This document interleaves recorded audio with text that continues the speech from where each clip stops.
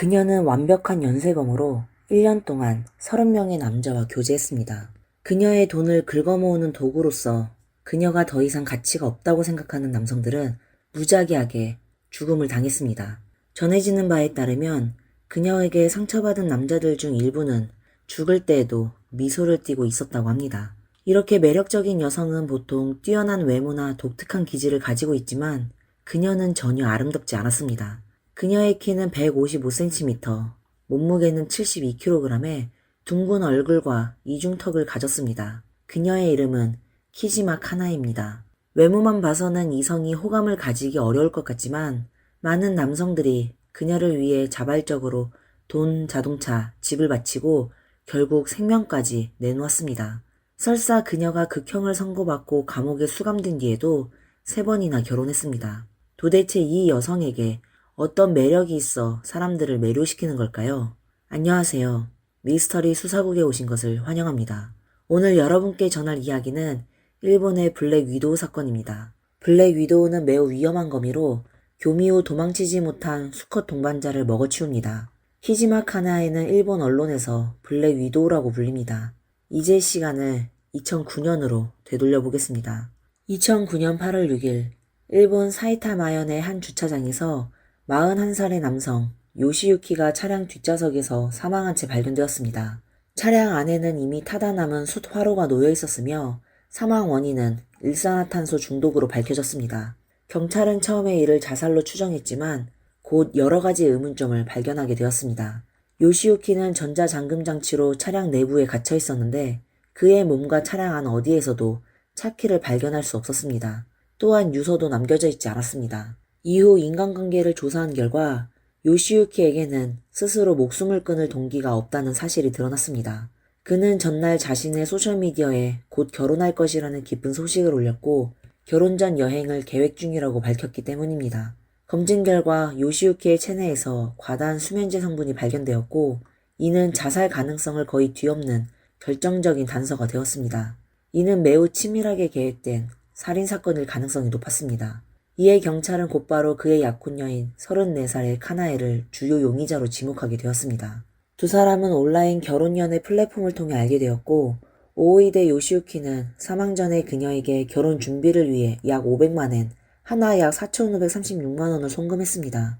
경찰은 카나에에 대해 장기간에 걸쳐 은밀히 수사를 진행했고 결국 그녀의 거주지인 아파트에서도 요시유키가 사망한 현장에서 발견된 것과 같은 숯 화로를 발견하게 되었습니다. 게다가 그녀가 의사에게 처방받았던 수면제의 성분은 요시유키의 체내에서 검출된 것과 일치했습니다. 조사 중에 그녀가 다른 2건의 사망사건에도 관련되어 있다는 놀라운 사실이 추가로 밝혀졌습니다. 1월 31일 도쿄 자택에서 일산화탄소 중독으로 사망한 53살의 회사원 테라다 타카오의 사망 현장에는 타다 남은 숯 화로가 6개나 놓여 있었습니다. 또 다른 사건은 5월 15일 시바현에서 사망한 80살의 남성 안도 케조입니다. 그의 집안에서는 화재가 발생했으며 그의 시신 옆에도 숯 화로가 놓여 있었습니다. 세 사람의 사망 원인은 똑같았고 가장 큰 공통점은 이들이 모두 카나에를 알고 있었으며 사망하기 전에 거액의 돈을 그녀에게 송금했다는 점이었습니다.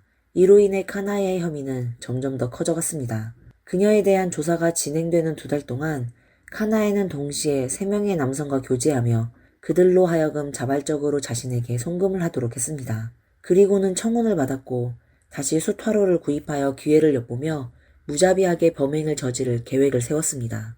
2009년 9월 25일 카나에는 경찰에 의해 체포되었으며 만약 경찰이 제때 체포하지 않았다면 또 다른 자살로 위장한 사건이 더 발생했을지도 모릅니다. 도대체 왜 그녀는 사랑과 결혼이라는 이름으로 사람들의 재산을 빼앗고 그들을 해쳤을까요?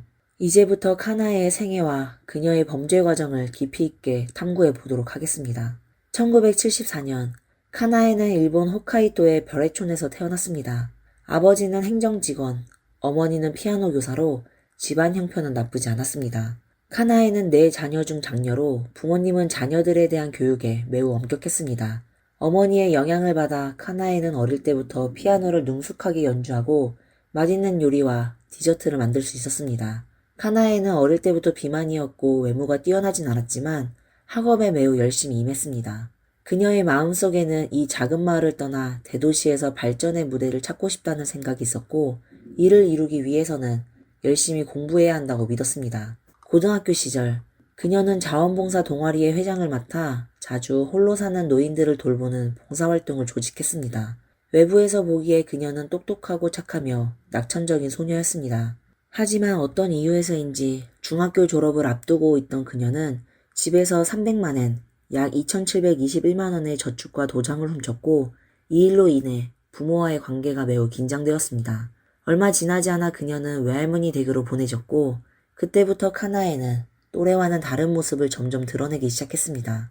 고등학교 시절, 카나에의 지갑에는 항상 만엔짜리 현금이 들어있는 것을 본 친구들이 있었고, 밤에 중년 남성의 차에 타는 모습을 목격한 이들도 있어 그녀가 원조교제를 한다는 소문이 돌았습니다. 그녀의 회상에 따르면 고등학교 2학년 시절 약 40살 정도의 중년 남자친구와 교제하게 되었고, 연애 관계가 확실해진 후 그 남자는 회사 운영을 핑계로 카나에게 집에서 돈을 빌려달라고 요청했습니다. 카나에는 부모님이 화를 낼까봐 말하지 못했고, 대신 친구 집에서 통장과 도장을 훔쳐 800만엔, 약 7,257만 원을 인출해 남자친구에게 건넸습니다. 하지만 그 남자는 곧바로 사라졌습니다. 결국 이 일이 발각되어 카나의 가족이 모든 손실을 변제하며 사건이 마무리되었고, 이로 인해 그녀와 가족 간의 관계는 더욱 악화되었습니다. 그녀는 한때 도쿄에 있는 대학에 진학하겠다는 꿈을 꾸었지만 고등학교 시절 성적이 크게 떨어지면서 결국 합격하지 못했습니다. 1993년 낙방한 카나에는 작은 마을에 남아있는 것이 싫어 혼자서 도쿄로 올라가 일하기 시작했습니다. 카나이의 첫 직장은 켄터키 프라이드 치킨이었지만 일을 시작하고 나서 자신의 수입만으로 생활을 유지하는 것이 매우 어렵다는 것을 깨달았습니다. 그래서 그녀는 계속해서 직장을 옮겼고 결국 돈을 벌 수 있는 지름길을 찾게 되었습니다. 그것은 바로 데이트 클럽이었습니다. 데이트 클럽이란 원조규제 여성을 손님과 연결해주는 중개 역할을 하는 곳입니다. 생계를 위해 그녀는 요시카와 사쿠라라는 가명을 사용하며 연애를 빙자해 원조교제의 길로 들어섰습니다. 그리고 그녀는 곧 이 일을 하려면 꼭 좋은 몸매와 뛰어난 외모가 필요하지 않다는 것을 깨달았습니다. 사람마다 미적 기준이 다르고 원하는 것도 다르기 때문입니다. 그녀의 남성에 대한 칭찬, 진심 어린 태도, 그리고 다정함은 특히 중장년층 남성들에게 큰 인기를 끌었고 이들은 대부분 많은 자산을 보유하고 있었습니다. 바로 이 경험 덕분에 그녀는 남성, 특히 나이 든 독신 남성의 심리를 더욱 능숙하게 파악하게 되었고 그 결과 단골 고객도 많아졌습니다. 그녀의 몸값은 점점 올라갔고 한 번에 받는 금액은 약 10만엔, 하나 약 90만원 정도였습니다. 이에 대해 카나에는 줄곧 자신의 생각을 고수했습니다. 이것은 몸을 파는 것이 아니라 서로가 원하는 상황에서 남성과 관계를 맺고 상대방이 자발적으로 주는 금전적 지원을 받는 행위라고 여겼습니다. 2011년 2월 카나에는 사업을 하는 60대 남성과 접촉한 후 그와 장기적인 관계를 맺었습니다. 이 노인에게는 한 가지 특징이 있었는데 바로 순진하고 돈이 많았으며 기꺼이 돈을 주려고 했다는 점입니다. 그는 그녀의 애인이자 후원자였습니다. 얼마나 많은 후원을 했냐면 두 사람이 교제한 6년 동안 그가 카나에게 송금한 금액이 총 7,380만엔, 약 6억 7천만 원에 달했습니다. 그러던 중 2007년에 이 노인이 갑작스러운 뇌출혈로 사망하면서 카나이가 받던 돈도 끊기게 되었습니다. 이 돈은 주로 생활비로 사용되었고 그녀는 이 돈으로 자신보다 10살 어린 남성, 스즈키라는 젊은 남성을 후원하기도 했습니다. 스즈키를 본 사람들의 설명에 따르면 스즈키는 몸이 매우 마르고 얼굴형이 길며 코가 높고 일본의 유명 스타인 타마키 코우지를 닮았다고 합니다.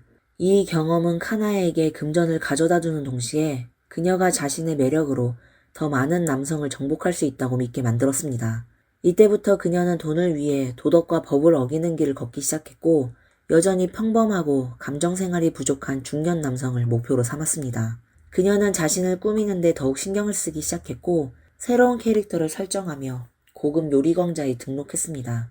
2008년부터 그녀는 카나의 키친이라는 닉네임으로 결혼 연애 사이트에서 공개적으로 결혼 상대를 찾기 시작했습니다. 그녀는 자신을 부드럽고 온화한 여성으로 포장했습니다.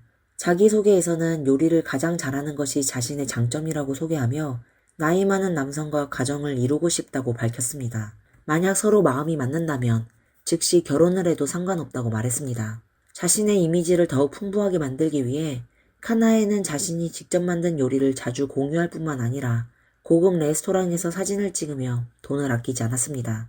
계정을 세심하게 운영한 결과 카나에는 대량의 팬들의 관심을 끌었습니다. 또한 다양한 남성의 취향에 맞추기 위해 그녀는 16개의 작은 계정을 만들었고 각 계정마다 다른 캐릭터를 설정했습니다. 예를 들어 자금이 없지만 꿈을 쫓는 여성 피아니스트, 진정한 사랑을 간절히 원하는 소녀, 부모가 돌아가셔서 지원이 필요한 학생, 그리고 마음이 착한 간호사 등이 있었습니다. 그녀는 모든 자기소개란에 나이 많은 남성과 교제하고 가정을 이루고 싶다는 바람을 명시했습니다. 모든 남성들이 그녀를 신뢰하고 기꺼이 돈을 바친 이유는 이 남성들이 모두 그녀의 철저한 선별을 거쳤기 때문입니다. 그녀는 자신에게 돈을 쓰지 않는 사람에게는 절대 시간을 낭비하지 않았습니다. 한 번은 한 남성 팬과 짧게 교제한 적이 있었는데 첫 만남에서 레스토랑에서 식사를 하던 중 카나에는 그에게 자신의 학업을 마칠 수 있도록 지원해달라고 요청했습니다. 그러나 그 남성 팬이 정중하게 거절하자 카나에는 곧바로 자리를 떠나 남성 팬을 혼자 남겨두고 나갔습니다. 2008년부터 2009년까지 1년 동안 카나에는 계속해서 인터넷에서 새로운 목표를 물색했습니다. 그녀의 전략은 얼굴이 드러나지 않는 사진을 올려 신비감을 조성하고 자신의 착한 이미지를 강조하며 내면의 아름다움을 구축하는 것이었습니다. 남성들이 그녀의 얼굴을 보기 전에 이미 사랑에 빠지게 하려는 것이었습니다. 2008년 6월 53살의 테레다 타카오가 결혼연애 사이트에서 카나에의 메시지를 받았습니다. 테레다 타카오는 네트워크 엔지니어로 결혼 경험이 없고 성격이 내향적이며 사람들과의 소통이 서투릅니다. 직업과 나이를 고려했을 때는 어느 정도 저축이 있을 것으로 보였습니다. 두 사람은 처음에 이메일로 연락을 주고받았지만 카나에는 자신의 목표와 완벽하게 일치하는 사람에게 매우 흥미를 느꼈습니다. 카나에는 이메일에서 결혼할 수 있는 남성을 찾고 싶다고 먼저 밝혔습니다. 자신의 외모는 특별하지 않지만 글과 함께 보낸 사진이 내면의 아름다움을 증명한다고 했습니다. 항상 감정적으로 누군가에게 관심을 받지 못했던 테레다 타카오는 점차 이 여성에게 흥미를 느끼게 되었습니다. 두 사람은 이메일을 통해 소통을 이어갔고 카나에는 상대가 자신에게 흥미를 가지게 된 것을 감지하고 본격적인 이야기를 시작했습니다. 카나에는 이렇게 말했습니다. 두 사람의 교제에 대해 이야기하자면 저는 사실 신체적인 적합성을 더 중요하게 생각해요. 남녀 관계가 조화롭지 않으면 두 사람의 관계도 조화롭지 않거든요. 그러니 서로 적응할 시간을 가져보는 것이 좋을 것 같은데 괜찮으신가요? 이런 말에 테라다 타카오는 흔들릴 수밖에 없었습니다. 하지만 이후에 이메일에서 카나에의 대담한 발언은 테레다 타카오를 완전히 혼란스럽게 만들었습니다. 카나에는 자신이 이미 30대이기 때문에 빨리 아이를 낳고 싶다고 하며 테레다 타카오가 자신의 소원을 이루어줄 수 있기를 바란다고 말했습니다. 카나에는 안전 조치 없이 연애를 받아들일 수 있고 임신 여부와 상관없이 바로 결혼이 가능하다고 해 두 사람은 성공적으로 오프라인 만남에 성공했습니다. 카나에는 관계 중에 여러 가지 이유로 재산을 여러 번 요구했습니다. 두 사람이 만난 지 8개월 만인 2009년 2월 4일, 타카오는 자택에서 숨진 채 경찰에 의해 발견되었습니다. 사망 현장에는 숯불 난로가 여러 대 있었고 사인은 일산화탄소 중독이었습니다. 이전에는 아무런 징후가 없었지만 타카오는 가족에게 여자친구가 있고 결혼할 준비가 되었다고 말했습니다. 집에 있던 노트북도 없어져 여러 의혹이 제기됐지만 경찰은 이를 무시하고 사고사로 판단했습니다. 카나에는 타카오를 살해하기 전 두 번째 피해자인 80살의 안도 케조에게도 접근했습니다. 은퇴한 트럭 운전사는 돈이 거의 없지만 그의 아버지가 유명한 화가였고 그의 가족은 귀중한 그림을 많이 소장하고 있었습니다. 두 사람이 인터넷에서 만난 이유는 카나에가 주도적으로 그에게 이메일을 보냈기 때문입니다. 이메일의 내용과 형식은 이전의 트릭과 거의 같았습니다. 매우 존경받고 결혼을 열망하고 신체적으로 건강하며 대담하게 말하는 사람이라고요. 50살이나 어린 여성의 적극적인 구애와 사랑을 마주친 것은 80대가 넘은 노인에게는 감당하기 어려운 일이었고 이는 안도케조의 남은 여생의 불타는 열정을 빠르게 자극했습니다. 두 사람은 곧바로 연애를 시작했습니다. 그는 카나에의 말에 순종하며 집 열쇠와 평생 모은 50만엔, 약 453만원을 바쳤고 그녀와 함께 여러 곳으로 여행을 다니며 컴퓨터에 두 사람의 연애 기록을 남기기도 했습니다. 카나에는 그의 집에 있는 명화를 차례로 훔쳐 팔아버렸지만 그는 전혀 의심하지 않았고 그저 자신의 가족이 훔친 것이라고 생각했습니다. 그동안 카나에는 여러 가지 이유로 노인의 재산과 연금을 속여 빼앗았습니다.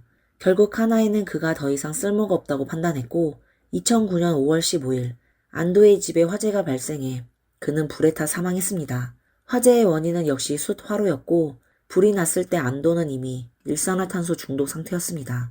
하지만 그가 일상을 기록하던 컴퓨터가 경찰에 의해 발견되었고 이는 이후 카나이를 체포하는데 중요한 단서가 되었습니다. 2009년 7월 13일 41살의 결혼 정년기의 집돌이인 오오이데 요시우키는 자신의 결혼 문제를 해결하기 위해 열심히 배우자를 찾고 있었습니다. 그러던 중 그는 우연히 인터넷에서 카나이를 만나게 되었고 이틀간의 짧은 대화를 통해 서로에게 호감을 느끼게 되었습니다. 하지만 카나이가 주목한 것은 그의 경제적으로 넉넉하고 검소한 생활이었으며 이를 통해 자신에게 큰 이익을 가져다 줄 수 있을 거라고 판단했습니다. 카나에는 곧바로 만남을 제안했고 데이트 중에는 남다른 다정함을 보이며 최대한 상대방의 장점을 찾아 칭찬했습니다. 데이트가 끝난 후 별다른 일은 일어나지 않았지만 집으로 돌아온 카나에는 그에게 특별히 회신 이메일을 작성했습니다. 그 내용에는 다양한 암시와 자극적인 표현들이 담겨 있었습니다. 이러한 이메일은 결혼을 갈망하는 중년의 집돌이에게는 도저히 거절할 수 없는 것이었고 그는 곧 카나에에게 마음을 빼앗기고 말았습니다. 두 번째 데이트는 카나에의 집에서 이루어졌고 카나에는 요시유키 앞에서 요리 솜씨를 자랑하며 맛있는 요리와 디저트를 많이 준비했습니다. 두 사람은 그날 관계를 맺었고 연인 관계를 확립했습니다. 카나에의 설득과 감언이설에 넘어간 오오이데 요시유키는 다음날 가족 몰래 그녀에게 자발적으로 470만엔 약 4,264만원을 송금했습니다. 이후 두 사람은 결혼에 대해 논의하는 단계에 이르렀습니다. 비록 오오이데의 가족은 카나에를 한 번도 본 적이 없었지만 가족 모두는 그의 결혼 소식에 매우 기뻐했습니다. 2009년 8월 5일 오오이데 요시유키는 블로그에 곧 결혼할 것이며 결혼 전 여행을 떠날 계획이라는 글을 올렸고 약혼녀를 위해 산 두 상자의 디저트 사진도 함께 게재했습니다. 이것이 그가 세상에 남긴 마지막 메시지였습니다. 그날 밤 그는 한 주차장에 주차된 자동차 뒷좌석에서 숨진 채 발견되었고 사망 원인은 일산화탄소 중독이었습니다. 그리고 그의 약혼녀 카나에는 실종되었습니다. 경찰이 카나에를 체포한 후 조사한 결과 2006년부터 2009년까지 3년 동안 최소 10명 이상의 남성들이 카나에와 결혼을 전제로 연애를 했던 것으로 드러났습니다. 그녀가 사기와 금전갈취로 벌어들인 금액은 1,000만엔, 약 9,072만원을 초과했습니다. 결국 카나에가 연루된 형사사건들은 모두 다른 지역 법원에서 심리하게 되었습니다. 이 사건은 3건의 살인사건, 6건의 사기 및 사기미수, 1건의 절도사건을 포함하고 있었으며 사건의 기이함과 막대한 금액으로 인해 일본 내에서 큰 화제를 불러일으켰습니다. 검찰은 카나에가 다수의 남성을 유혹하여 수면제가 들어간 음식을 먹인 후 숯불을 피워 그들이 일산화탄소 중독으로 사망하게 했다고 기소했습니다. 그녀의 범행 동기는 이들에게 빌린 돈을 갚지 않기 위해서였습니다.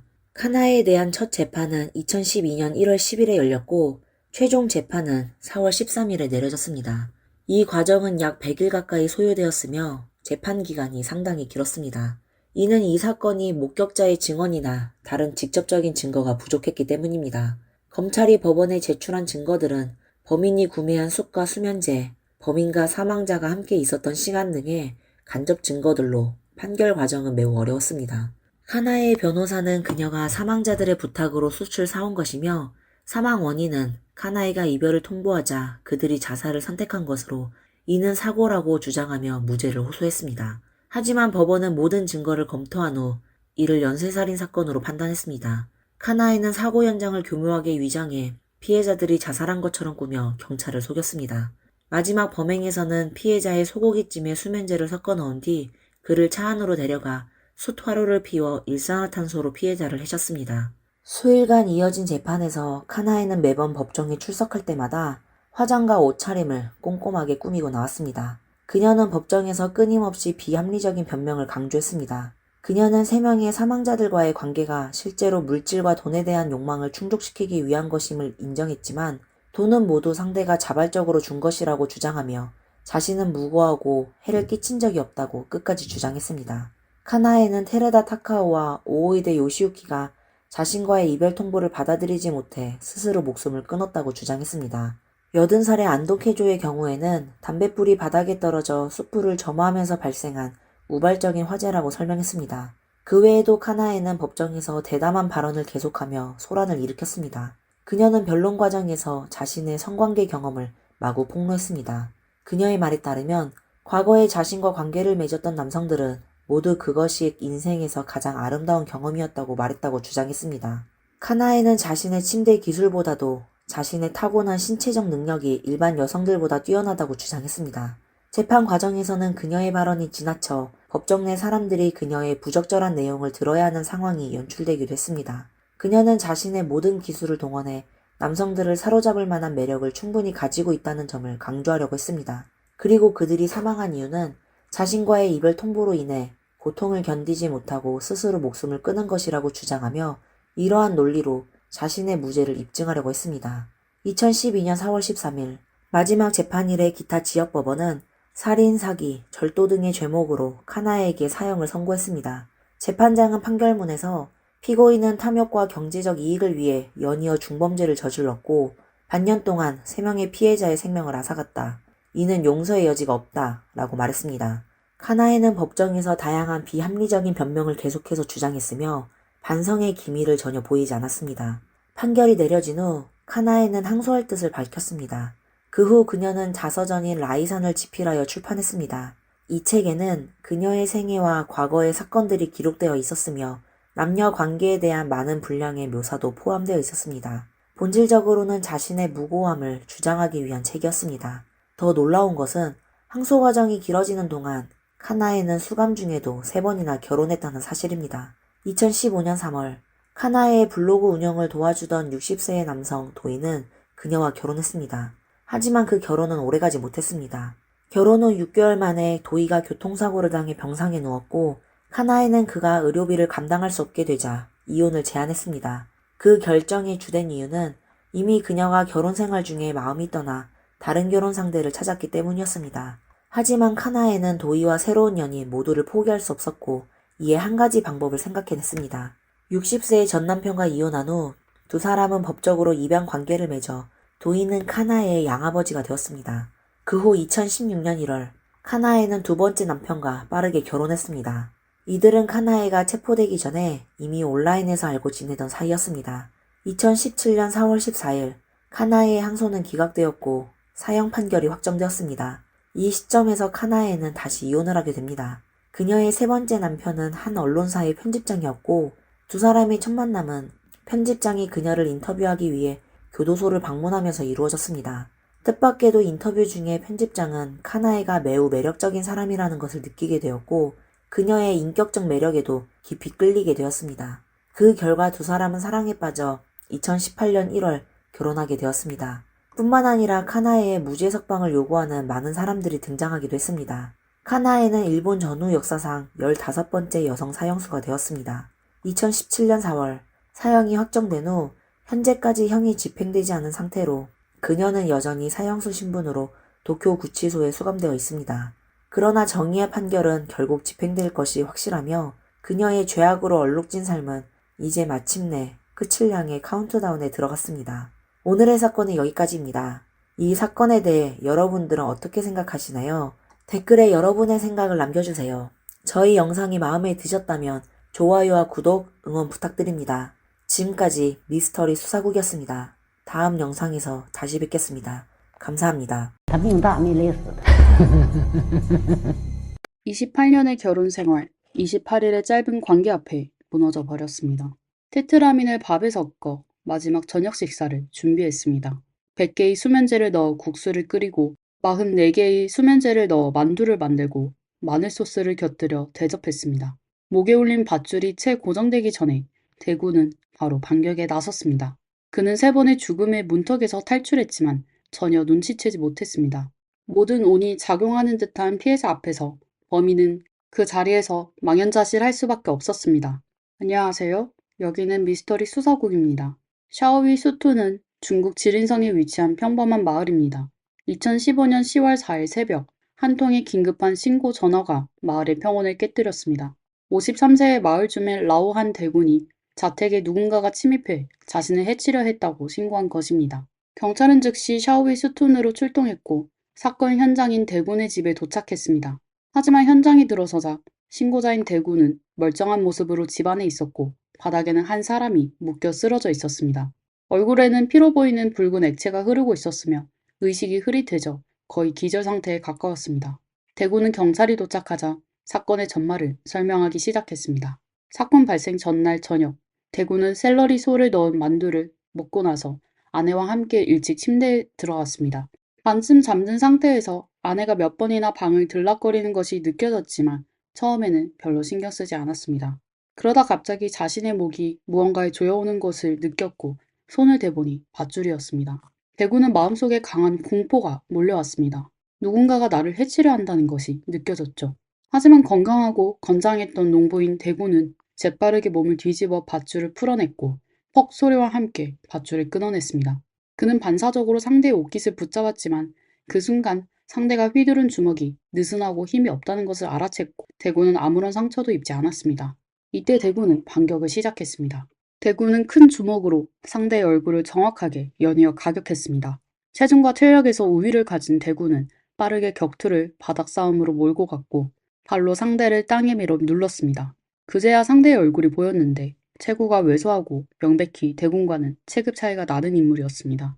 혼자 밧줄 하나 들고 남의 집에 침입하다니 게다가 집안에는 대군의 아내 샤오화도 있는데 이건 정말 무모한 짓이었습니다. 이 사람이 무슨 생각으로 이랬는지 도무지 이해할 수 없었던 대군은 계속해서 상대에게 따져 물었지만 상대는 아무 말도 하지 않았습니다. 대군은 다시 한번 맹렬하게 공격해 상대에게서 무언가 단서를 얻으려 했지만 결국 상대는 기절해버렸습니다. 대구는 고민 끝에 경찰에 신고하기로 했습니다. 신고를 마친 후 아내 위샤오화가 보이지 않는다는 것을 깨달았습니다. 아마도 겁에 질려 도망친 것 같았습니다. 한밤중에 어둠 속에서 잘못 뛰어다니다가 혹시나 어디에 빠지거나 다칠까 걱정된 대구는 급히 친척들과 마을 사람들에게 도움을 청했습니다. 마을 사람들은 모두 나서서 샤오화를 찾기 시작했고 마을 방송 스피커를 통해 그녀의 이름을 계속해서 불렀습니다. 하지만 날이 밝아올 때까지도 샤오화의 소식은 들려오지 않았습니다. 被整那个给伤的吓坏了，我这他心脏也有点毛病，我是被他们吓唬了。 다시 범인 쪽을 보면 그는 대군에게 얻어맞아 기절한 상태였습니다. 경찰은 그를 즉시 병원으로 이송하여 치료를 받게 했고 다행히 생명에는 지장이 없었습니다. 진단 결과 코뼈 골절, 눈물샘 손상으로 인해 말을 할 수 없는 상태였습니다. 그의 가족이 병원에 도착하고 나서야 경찰은 이 남자가 라오텐, 당시 48세로 대군의 집에서 15km 떨어진 바이мя오 촌에 사는 사람이라는 사실을 알게 되었습니다.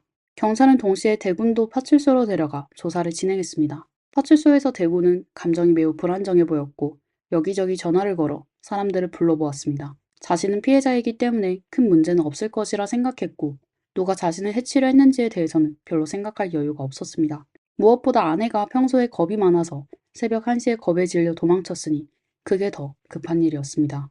대군은 빨리 진술을 마치고 아내를 찾으러 가는 것만을 생각했습니다. 하지만 집으로 돌아간 지 얼마 되지 않아 경찰이 다시 그를 찾아와 체액 검사를 받으러 가야 한다고 하자 대군은 상황이 도무지 이해되지 않았습니다. 이어서 경찰은 대군에게 최근 집에서 작은 동물이 갑자기 죽은 일이 있는지 물었습니다. 대군은 몇 년 동안 키워온 대황이라는 개가 며칠 전 갑자기 죽은 일을 떠올렸습니다. 발견했을 때는 이미 몸이 딱딱하게 굳어 있었습니다. 대군은 자신의 경험에 비추어 개가 뇌염에 걸려 불행하게 죽은 것이라고 생각했습니다. 이어서 경찰은 또 대군에게 아내 샤오화가 만든 국수 요리를 먹은 적이 있는지 물었습니다. 대군은 먹어본 적이 있다고 대답했지만 맛이 좀 이상하다고 느꼈다고 말했습니다. 쓴맛이 났고 그 쓴맛이 마치 자신의 인생보다 더 쓰게 느껴졌다고 했습니다. 이내 이런 질문들이 대군의 머릿속에서 큰 혼란을 일으켰습니다. 생사가 걸린 순간에 아내가 도망치는 건 말이 안 된다고 생각이 들었죠. 설령 도망쳤더라도 구조를 요청하러 갔어야 했습니다. 대군은 뭔가 잘못됐다는 것을 직감하고 경찰에게 진실을 캐물었습니다. 그러자 경찰은 그에게 솔직하게 상황을 설명했습니다. 샤오화는 이미 발견되었으며 그녀는 그날 도망친 후 곧바로 산속 묘지로 숨어들었다고 했습니다. 그 순간 그녀는 귀신보다 더 무섭고 양심에 찔리는 일이 있었던 것이겠죠. 알고 보니 밧줄 하나로 대군을 해치려 한 사람은 바로 샤오화가 대군을 제거하려고 불러온 범인이었습니다. 그날 밤 두 사람이 격투를 벌이는 것을 본 샤오화는 긴장감과 두려움 속에서 남편이 자신의 눈앞에서 죽어가는 것을 차마 볼 수 없었고 결국 겁에 질려 묘지로 도망쳐 나와 숨었습니다. 날이 밝은 후 그녀는 가족에게 전화를 걸어 남편 대군이 아직 살아있고 자신이 불러온 범인 라오텐이 병원에 실려갔다는 소식을 들었습니다. 그제야 샤오화는 안도의 한숨을 내쉬었고 그날 오후 경찰에 자수했습니다. 그녀의 자수 소식에 하루 종일 그녀를 찾고 있던 친척들과 대구는 얼떨떨한 표정을 지었습니다. 한편 같은 날 오후 2시경 라오텐이 의식을 되찾고 말을 할 수 있게 되자 그는 경찰에게 자신과 샤오화가 함께 대군을 해치려고 모의했음을 자백했습니다. 경찰은 라오텐의 휴대폰에서 그와 샤오화가 함께 찍은 다정한 사진 여러 장을 발견했고 사건의 방향은 점점 더 말하기 어려운 쪽으로 흘러갔습니다. 더 충격적인 것은 두 사람이 이미 오래전부터 계획을 세워 여러 차례 대군을 해치려 했다는 사실이었습니다. 라오텐과 샤오화는 이전까지 서로 알지 못했고 사건 발생 28일 전 그들은 위챗의 주변 사람 찾기 기능을 통해 처음 대화를 나누게 되었습니다. 라오텐의 닉네임은 지기를 찾습니다.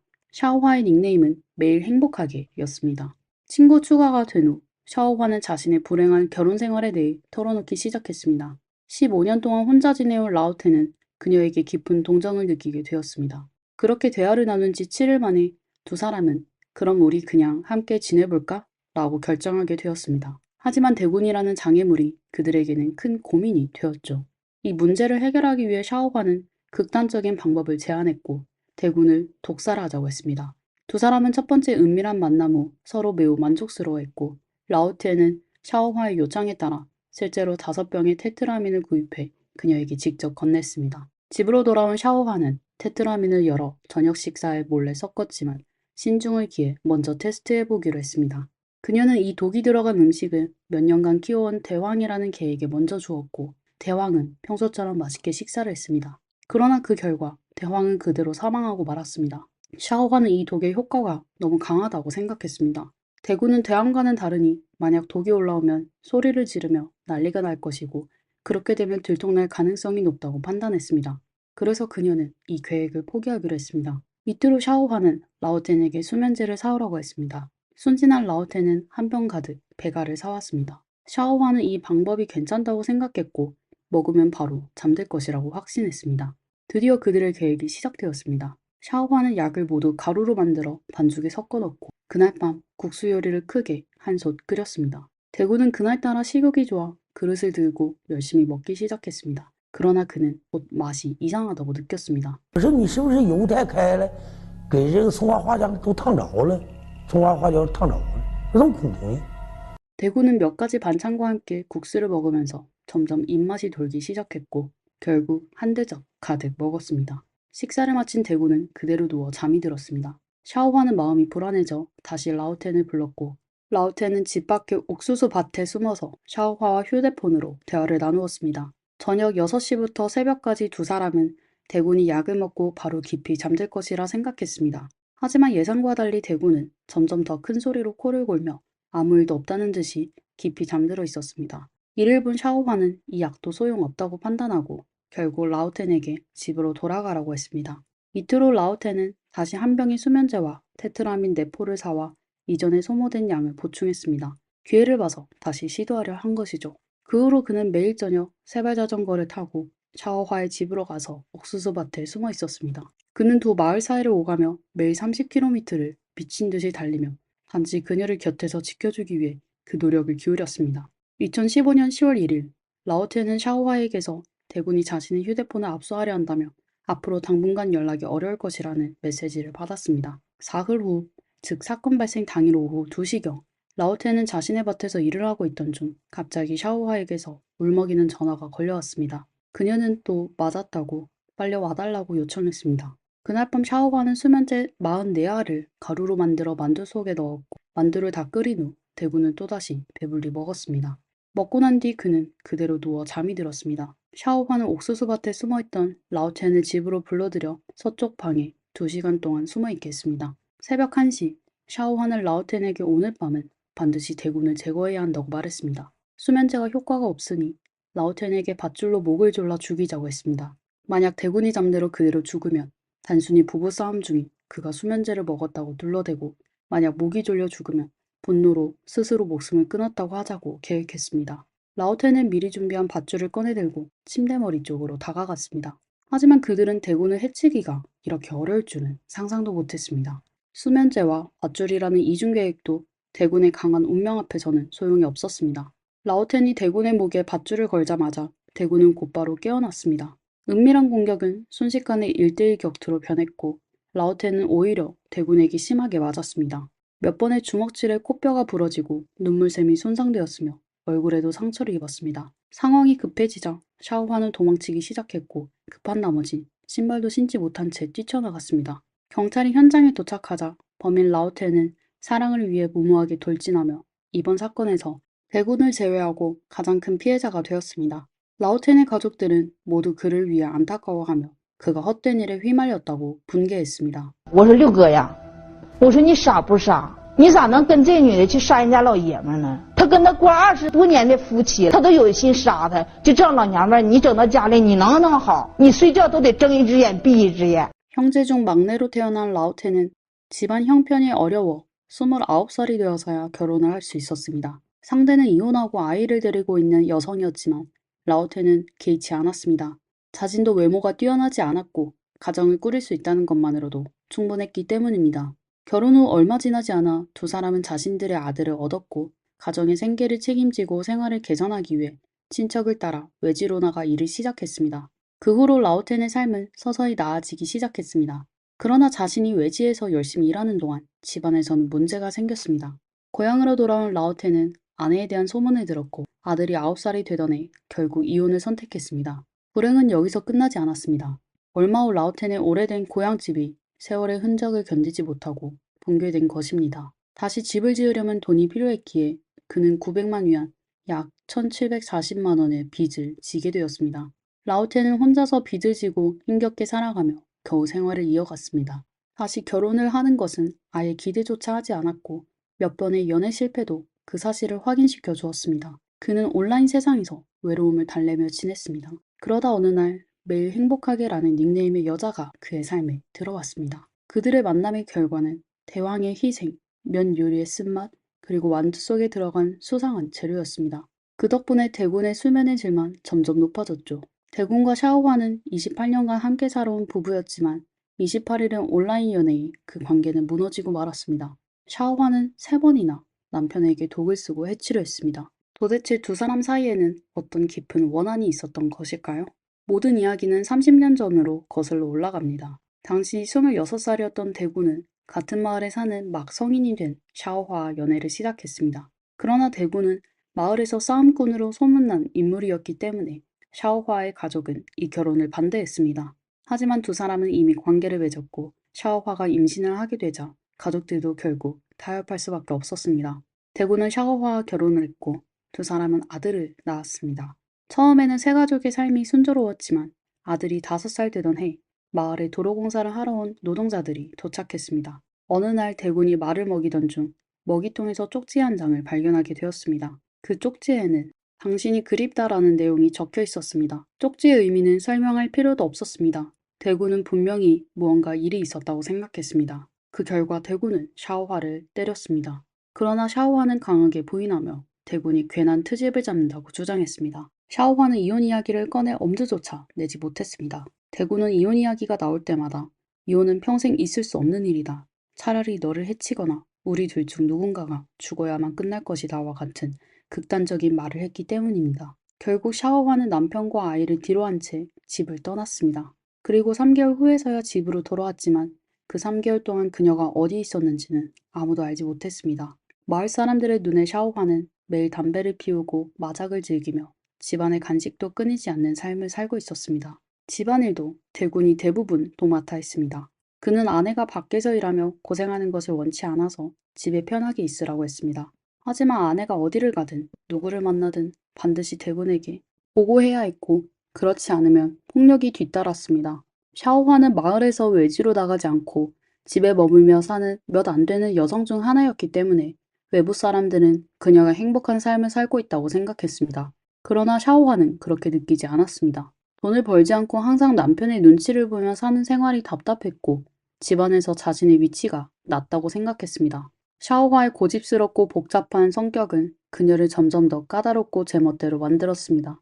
아들이 결혼한 후 샤오화는 며느리와의 관계가 좋지 않았고 며느리에게 끊임없이 트집을 잡았습니다. 결국 그녀의 잔소리와 갈등 때문에 아들과 며느리는 외지로 나가 일하며 집에 돌아오지 않게 되었습니다. 하지만 그럼에도 불구하고 샤오화는 계속해서 문제를 일으키며 결국 며느리를 이혼하게 만들었습니다. 아들과 손주가 없어지자 샤오화는 점점 더 심심해졌고 밖에 나가서 일하고 싶다는 생각이 더 강해졌습니다. 그러나 남편은 여전히 이를 반대했습니다. 샤오화는 외로움을 달래기 위해 셀카를 찍어 SNS에 올리기 시작했습니다. 그녀의 옷장에는 수백 벌의 옷이 있었고 하루에 3번씩 옷을 갈아입으며 외출할 때마다 겹치지 않는 스타일로 꾸몄습니다. 그러던 중 위챗에서 라오텐을 만나 대화를 나누게 되었습니다. 두 사람은 대화 중에 함께 합비로 가서 일하자고 약속했고 그 이후로 대군을 제거할 계획을 세우기 시작했습니다. 사실 두 사람이 3번째 공격을 준비하던 때 대군은 아내의 이상한 행동을 눈치채기 시작했습니다. 그는 샤오화가 매일 휴대폰을 붙들고 대화를 멈추지 않으며 가끔은 밤늦게까지 채팅을 이어가는 것을 발견했습니다. 또한 전화가 올 때마다 샤오화는 밖으로 나가 통화하며 누군가가 듣지 못하게 조심하는 모습을 보였습니다. 2015년 10월 1일 대군은 몰래 샤오화의 통화 기록을 확인했습니다. 그 결과 며칠 사이에 같은 번호로 28통의 전화가 걸려온 것을 발견했습니다. 이렇게 자주 전화를 하다니 의심스러웠던 대군은 그 번호로 바로 다시 전화를 걸었고 통화 상대는 바로 라오텐이었습니다. 두 사람은 전화로 격렬한 말다툼을 벌였습니다. 모든 정황이 드러난 상황에서 대군은 샤오화에게 추궁했지만 샤오화는 끝까지 입을 열지 않고 부인했습니다. 그러자 대군은 또다시 폭력을 행사했습니다. 당시 현장에 있던 샤오화의 셋째 언니가 무릎을 꿇고 간청한 덕에 겨우 사태가 진정되었습니다. 2015년 10월 2일 대군은 잔치에 참석하러 나가며 샤오화에게 3일 후에 돌아온다고 일부러 얘기했습니다. 하지만 그는 다음날 새벽 몰래 집으로 돌아와 현장을 잡으려 했습니다. 집에 도착한 그는 벽을 넘어 몰래 집 안으로 들어갔습니다. 그러나 그가 기대했던 다른 남자는 보이지 않았고 대신 부엌에 놓인 다진 샐러리 속과 해동 중인 고기 덩어리를 발견했습니다. 그것은 분명 다음날 만두를 준비하기 위한 것이었습니다. 대군은 의아했습니다. 샤오화가 새벽부터 고생하며 만두를 준비할 리가 없었기 때문입니다. 더구나 대군은 3일 후에 돌아온다고 말했으니 이 만두는 자신을 위한 것이 아닐 거라 판단했고 다른 사람을 위한 것이라고 의심할 수밖에 없었습니다. 다음날 아침 6시 샤오화는 대군 몰래 전화를 받았습니다. 원래부터 의심이 많은 대군은 이를 바로 눈치챘습니다. 샤오화가 상대방이 잘못 걸었다고 변명했지만 대군은 이미 상황을 간파한 상태였습니다. 그는 샤오화에게 더 이상 거짓말하지 말라고 하며 그 자리에서 샤오화에게 1년 동안의 교정 명령을 내렸습니다. 그 명령은 외출 금지, 휴대폰 사용 금지, 그리고 집안에서 그녀의 모든 권한을 박탈하는 내용이었습니다. 后来吧，我就说了，我说这是上网我错了，我说干电话了，你就说你咋的能原谅我吧？我要是去死去，你能原谅我呢也行。那我去死去了都不行了，干电话了，他都得让我儿子知道，让屯子人知道，都说了，我非得让我臭名远扬不结了，那我就，所以我就是这么想的，我就杀了他就完事儿了。 그날 밤 샤오화는 남아있던 수면제 44알을 모두 가루로 만들어 만두 속에 넣고 대군에게 만두를 먹였습니다. 그러나 대군은 약효를 버텨냈고 결국 범인을 붙잡았습니다. 붙잡힌 샤오화는 경찰에게 유치한 말을 내뱉었습니다. 대군이 죽지 않았으니 집으로 돌려보내달라는 것이었습니다. 경찰이 왜 남편을 해치려 했냐고 묻자 샤오화는 남편의 성격이 나쁘고 자주 폭력을 행사하며 자유를 억압하고 강한 통제욕을 보였기 때문에 참을 수 없었다고 답했습니다. 결국 강요받아 이런 일을 저지르게 되었다고 변명했습니다. 하지만 그녀는 라오텐은 그렇지 않다고 느꼈다고 말했습니다. 라오텐은 자신에게 어떤 제약도 주지 않았고 하고 싶은 대로 모두 허용해 주었으며 심지어 남편을 해치는 일까지도 동의해 주었다고 했습니다. 샤오화는 라오텐과 함께 행복하게 살고 싶은 마음에 이 모든 일을 벌였다고 고백했습니다. 그러나 체포된 후에도 그녀는 라오텐의 정확한 이름조차 모르고 있었습니다. 샤오화는 지루함을 느낄 때마다 인터넷에 빠져들며 새로운 자극을 추구했습니다. 며느리가 마음에 들지 않으면 그녀를 억지로 이혼하게 만들었고 약의 효과를 테스트하기 위해 오랫동안 키워온 대황을 실험 대상으로 삼았습니다. 또한 자신의 체면을 지키기 위해 남편을 해치려는 계획까지 세웠습니다. 라오텐은 샤오화의 부추김에 쉽게 휘둘려 깊이 생각하지 않고 행동했습니다. 그는 자존감이 낮아 현실적이지 않은 감정적 약속을 위해 모든 것을 기꺼이 희생하려 했습니다. 분명 더 합리적인 방법으로 문제를 해결할 수 있었지만 두 사람은 오로지 자신의 생각에만 따라 충동적으로 행동했으며 그로 인해 결과에 대한 책임을 전혀 고려하지 않았습니다. 법적 의식이 극히 부족했고 자신과 타인 모두에게 무책임한 태도를 보였습니다. 샤오호와 같은 사람에 대한 라오텐 가족의 평가는 아주 정확했습니다. 그녀가 자신의 남편조차 해치려 했다면 언젠가 다시 주변이 불만스러워질 때 과연 주변 사람들이 안심하고 잠을 잘 수 있을까요? 이상으로 이번 영상의 내용을 마치겠습니다. 시청해주셔서 감사합니다. 영상이 마음에 드셨다면 구독과 좋아요 부탁드립니다. 미스터리 수사국이었습니다.